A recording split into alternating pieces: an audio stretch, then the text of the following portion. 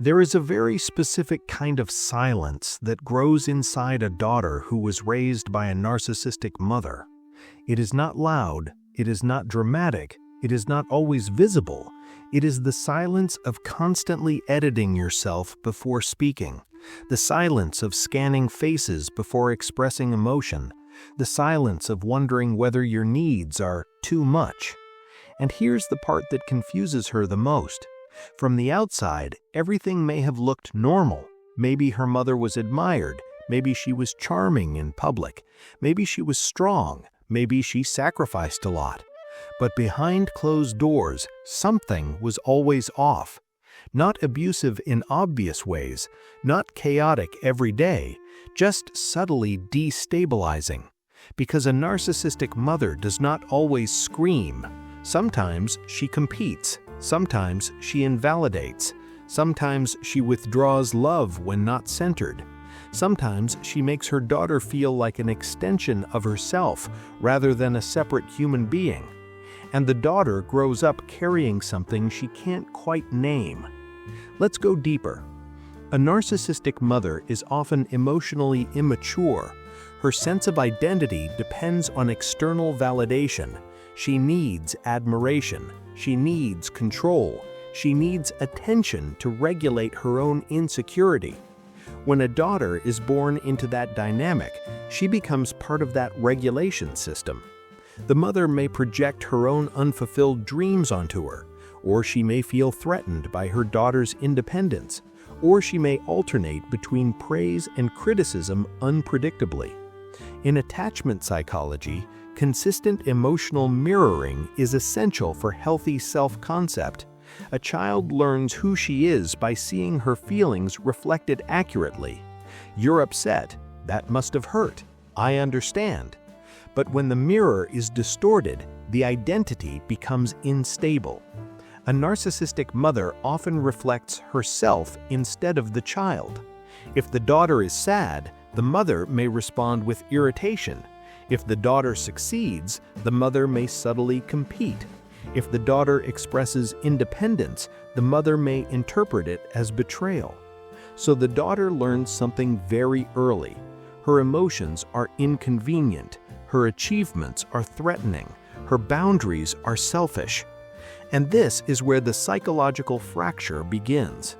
Imagine a young girl bringing home an award from school. She's excited, but instead of shared joy, her mother says, "That's nice, I did something similar at your age." Or, "You could have done better." Or worse, she makes the moment about herself. Over time, the daughter stops expecting validation. Now imagine the opposite. Sometimes the mother praises excessively, but only when the daughter reflects well on her. "You make me look so good, that's my girl." Notice the language, ownership. The daughter's identity becomes performance-based. Love becomes conditional. And conditional love wires the nervous system for hypervigilance. The amygdala becomes sensitive.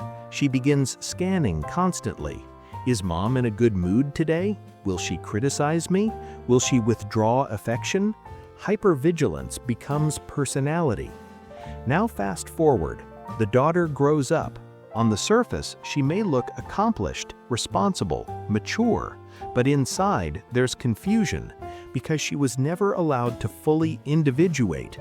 Carl Jung spoke of individuation, the process of becoming a separate self. For daughters of narcissistic mothers, individuation feels dangerous.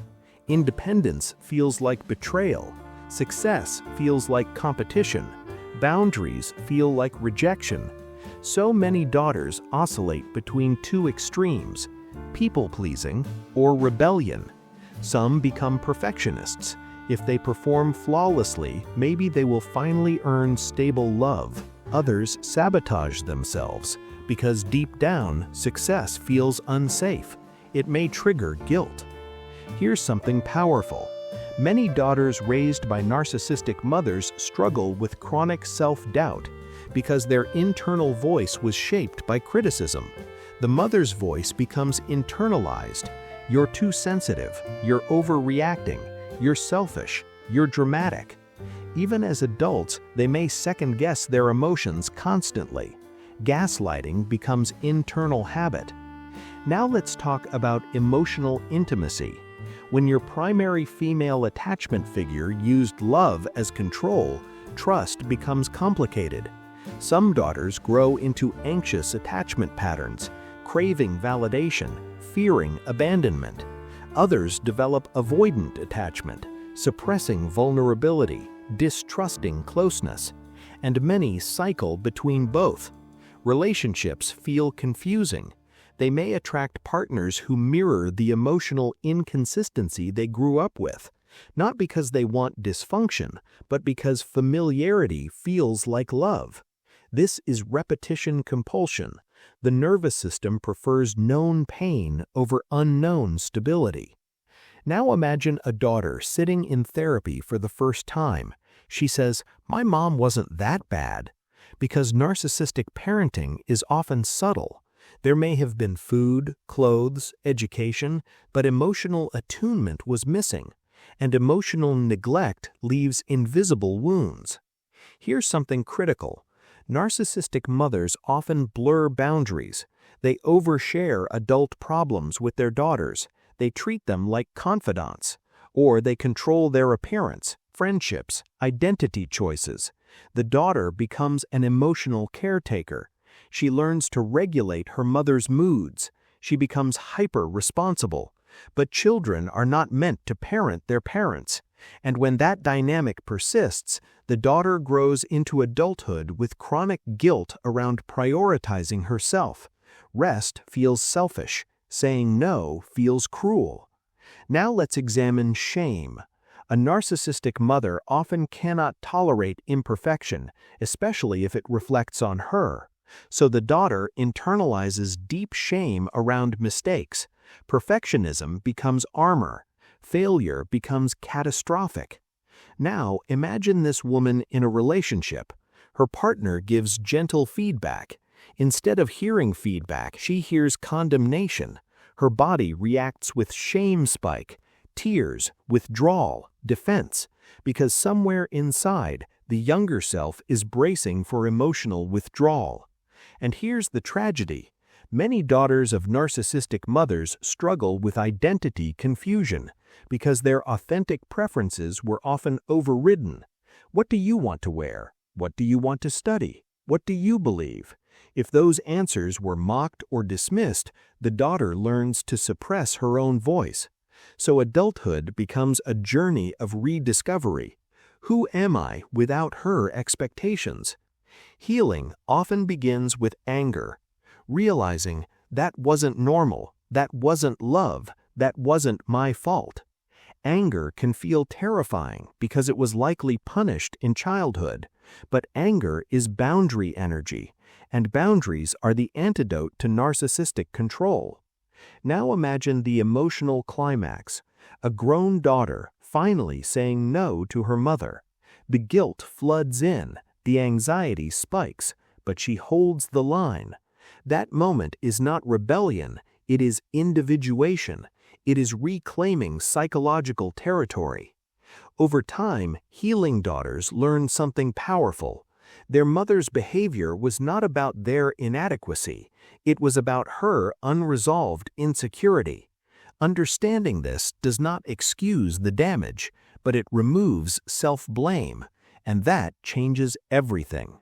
The daughter raised by a narcissistic mother often becomes deeply empathetic, highly perceptive, emotionally intelligent, because she had to read emotional currents early. But empathy must be paired with boundaries, or it becomes self-erasure. If this resonates, pause. Do you struggle with guilt when prioritizing yourself? Do you second-guess your emotions?